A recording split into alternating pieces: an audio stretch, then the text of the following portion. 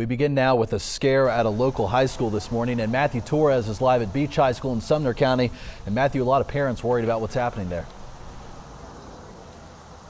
Definitely, no doubt about that, Dan. In fact, some good news is that the lockdown at Beach High School and the adjacent schools here on Long Hollow Pike have finally been lifted after scary moments for parents that were waiting across the street here the entire time. From what we are told, according to school officials, is that someone made a threatening phone call to the high school alleging that they would go in and start a shooting and that someone was outside the school with a weapon. According to the assistant high school principal, police were able to track down this call and able to nab this guy. Unfortunately, we still don't know who the person is that made this call. But again, the lockdown has finally been lifted. Things are back to normal, but no doubt it was a pretty hectic scene for parents here, anxious as they saw some police officers blocking the entrances with, of all things, rifles as the investigation continued.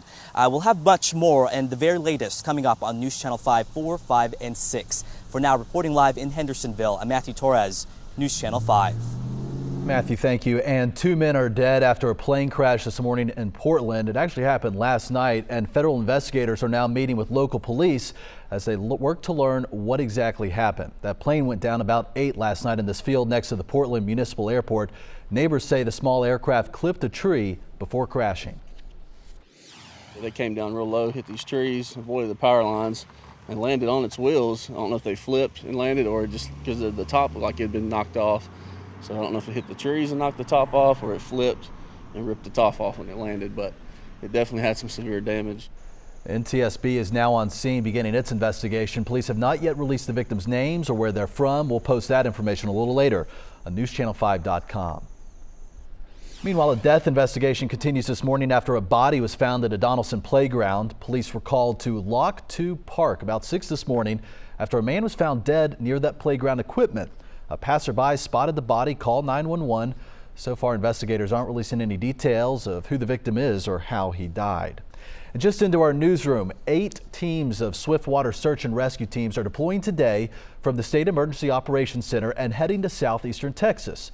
91 people from 19 different agencies will be supporting local Texas authorities dealing with this historical aftermath of Hurricane Harvey.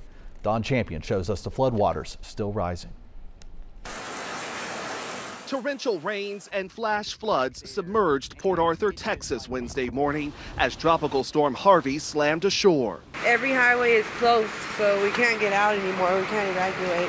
The town's mayor estimates 20,000 homes have water in them, and there is growing concern about some people getting trapped. On social media, some flood victims tweeted desperate pleas for help. The water is flowing in. People who fled to the city's Civic Center found even more misery. Everybody needs to start kind of going in that survival mode and start trying to get yourself to higher elevations. In Houston, the sun is finally shining again, but it could be weeks and even months in some places before the floodwater recedes. For now, more than 30,000 people are packed into shelters across Texas.